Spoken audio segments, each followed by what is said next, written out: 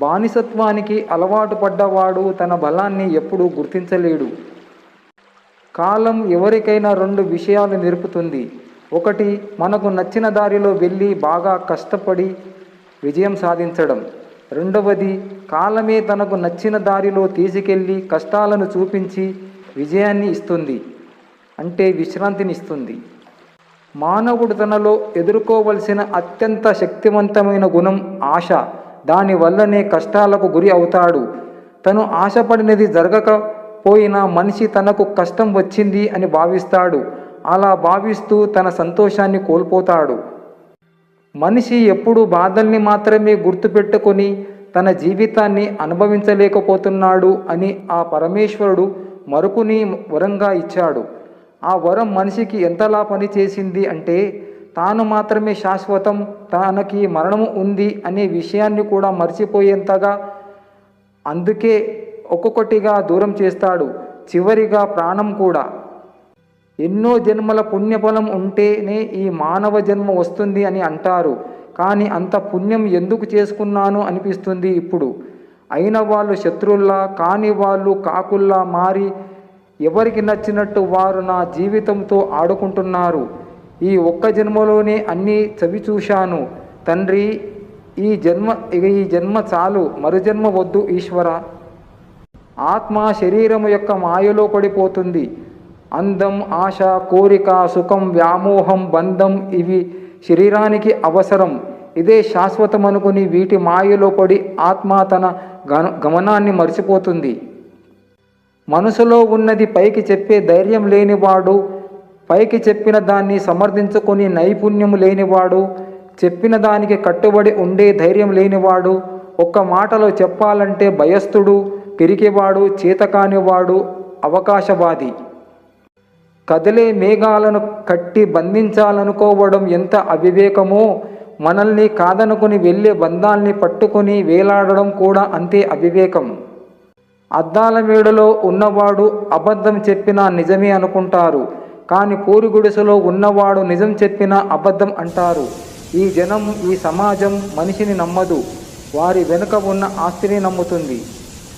మనవాళ్ళు, మా వాళ్ళు, నా వాళ్ళు అని ఎక్కువగా ప్రేమ ఆప్యాయత చూపిస్తామో అక్కడే మనకి విలువలేని వాడిలా చులకనగా చూస్తారు.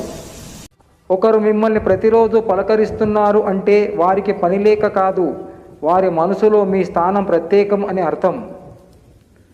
గడిపిన కాలాన్ని అడిగితే జ్ఞాపకాలను ఇస్తుంది, గడుస్తున్న కాలాన్ని అడిగితే ఆనందాన్ని ఇస్తుంది, గడపబోయే కాలాన్ని అడిగితే అవకాశం ఇస్తుంది.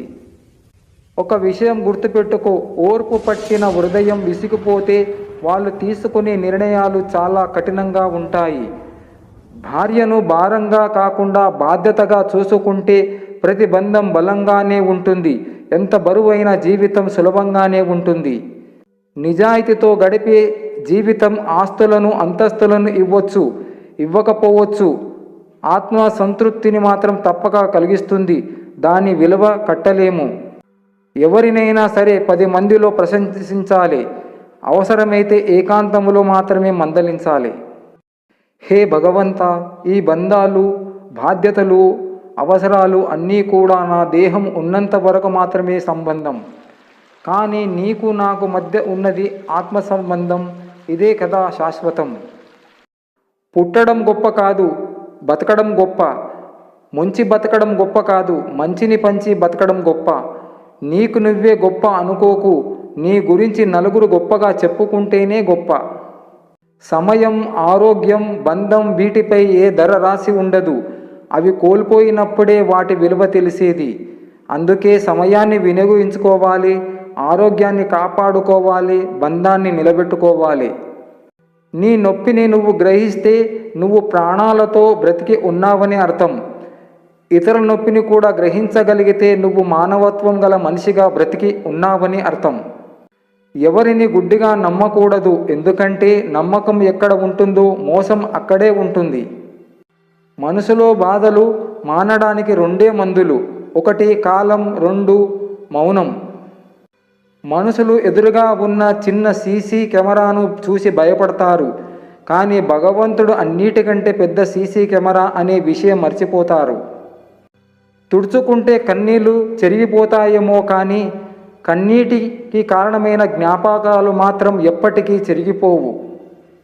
ఇది నా లైఫ్, ఒక్కడికి భయపడి బతకను, ఒక్కడిని తక్కువ చేసి మాట్లాడను, నన్ను తక్కువ చేసి వారి దగ్గర నేను ఉండను, మరణాన్ని అయినా ఎదిరిస్తాను కానీ నాకు విలువలేని చోట మాత్రం ఉండను. బాధ కలిగినప్పుడు కన్నీటిని వదిలే బదులు ఆ కన్నీటికి కారణమైన వారిని వదిలేయటం ఉత్తమం. నీతో ఎవరు మాట్లాడకపోతే అది వారి తప్పు, నువ్వు ఎవరితో మాట్లాడకపోతే అది నీ తప్పు. వర్షం కురిసి వెలిసి తర్వాత ప్రకృతి మరింత అందంగా కనిపిస్తుంది. జీవితం కూడా అంతే. సమస్యలు కష్టాలు దాటాకే జీవితం సంతోషంగా సాగుతుంది.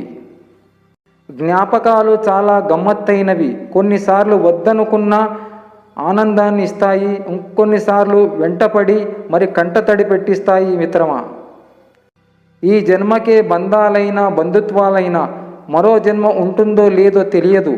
బంధం ఉన్నప్పుడే జాగ్రత్తగా కాపాడుకోవాలి. దూరమైతే దగ్గరవ్వడం చాలా కష్టం. నువ్వు బాధపడతావని అబద్ధం చెప్పేవారి కంటే నువ్వు బాధపడినా పర్వాలేదని నిజం చెప్పేవారిని ఎక్కువగా నమ్ము. ఆనందములో పరిచయమైన స్నేహము కన్నా బాధలో పరిచయమయ్యే స్నేహమే జీవితాంతం తోడుంటుంది. మిత్రమా, ప్రతి ఒక్కరి జీవితంలో ఒక విశేషమైన వ్యక్తి ఉంటారు. తలరాతలో లేకపోయినా వారి మనసులు ఆలోచనలు ఎప్పటికీ ఉండిపోతారు. ఉండి నేర్పేవారు కొందరు, వదిలేసి నేర్పేవారు మరికొందరు. మంచిగా ఉన్నప్పుడు మనసైన వారితో మర్యాదగా ఉండు.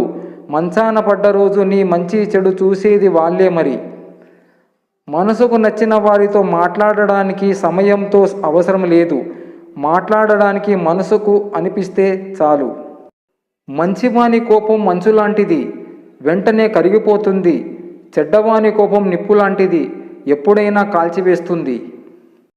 కాలం చాలా గొప్పది. కాలముతో పాటు ఎవరు ఎలాంటి వారో మనకు తెలియజేస్తూ ఉంటుంది. దేవుడు ఆలస్యము చేసిన న్యాయమే చేస్తాడు, అన్యాయం చెయ్యడు. సత్యవాక్యం, ఆలస్యం వెనుక అద్భుతాలు జరుగుతాయి. పక్షి చెట్టు మీద కూర్చున్నప్పుడు కొమ్మ విరుగుతుందేమో అని భయపడదు. ఎందుకంటే తన నమ్మకం కొమ్మ మీద కాదు, తన సొంత రెక్కల మీద. ఎప్పటికీ మీ మీద మీరు నమ్మకం కోల్పోకూడదు. కొంతమంది తీయని మాటలు చెప్పి పంపిస్తారు, సాయం చెయ్యరు. మరికొంతమంది ముందు కోపంగా అరుస్తారు, కానీ అవసరానికి ముందుంటారు, సాయం చేస్తారు. రెండో వారే బెటర్. జీవితంలో తెగింపు ఉంటేనే కొన్ని సమస్యలకు ముగింపు పలకవచ్చు.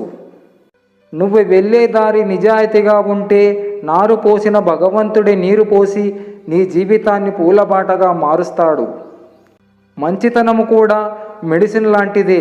డోస్ ఎక్కువైతే మనకే ప్రమాదం. నీ జీవితం అంటే నీ గురించి పక్కవాడు ఏమనుకుంటున్నాడో అని ఆలోచించేది కాదు. ఇది నా జీవితం, నా ఇష్టం అన్నట్లుగా జీవించండి. మిత్రమా, నిత్యం వెలిగే సూర్యుడిని చూసి చీకటి భయపడుతుంది. నిరంతరం కష్టించే వాడిని చూసి ఓటమి భయపడుతుంది. జీవితంలో రంగులు వెలిసిపోయినప్పుడు నీ చుట్టూన్న వాళ్ళు అసలు రంగు బయటపడుతుంది. తట్టుకొని నిలబడు చాలు. మళ్ళీ నీ జీవితంలో ఇంద్రధనుస్సు విరేక మానదు. ఏదైనా తనంతట తాను దరిచేరదు. ప్రయత్నపూర్వకంగా సాధిస్తేనే విజయం సొంతమవుతుంది. చదువుతో పాటు పెద్దల పట్ల వినయంగా ఉండటం కూడా నేర్చుకోవాలి. లక్ష్యాన్ని సాధించలేని జ్ఞానం నిరుపయోగమైనది. ఎదుటివారు మిమ్మల్ని తలిసినా తలపకపోయినా మీరు మాత్రం తలుచుకోండి. ఎందుకంటే బంధం చాలా అందమైనది. అందులో పోటీ ఉండకూడదు. ప్రేమ, ఆప్యాయతలు మాత్రమే ఉండాలి. కావాలన్నా తిరిగి రానిది గతం, వద్దనుకున్నా వచ్చేది మరణం, ఎంత ఉన్నా చాలనిది ధనం, ఖర్చు పెట్టినా కొనలేనిది స్నేహం. ఆకలిగా ఉన్నవాడికి గుప్పెడు అన్నం, ఆపదలో ఉన్నవాడికి కొంచెం సహాయం, బాధలో ఉన్నవాడికి కొంచెం ఓదార్పు అందించడమే నిజమైన మానవత్వం. బాధలో ఉన్నప్పుడు ఒక్క వేలితో కన్నీరు తుడుచుకుంటాం. సంతోషములో ఉన్నప్పుడు రెండు చేతులు కలిపి చప్పట్లు కొడతాం. మన శరీరమే ఇంత వ్యత్యాసం చూపిస్తుంటే ప్రపంచాన్ని తప్పు పట్టి ప్రయోజనం ఏముంది చెప్పు మిత్రమా? అదృష్టం వాన నీరు లాంటిది, శ్రమ బావి నీరు లాంటిది. రోజు స్నానం చేయాలంటే ఎప్పుడో కురిసే వానలో కాదు, బావిని నమ్ముకోవాలి. పక్క వాళ్ళ జీవితంలోకి తొంగి చూసి 10 తప్పులను వెతికే వాళ్ళు వాళ్ళ జీవితంలో 100 తప్పులు ఉన్నాయని విషయాన్ని గాలికి వదిలేస్తారు. గురివింద గింజ తన కింద నలుపుని ఎరుగదు కదా.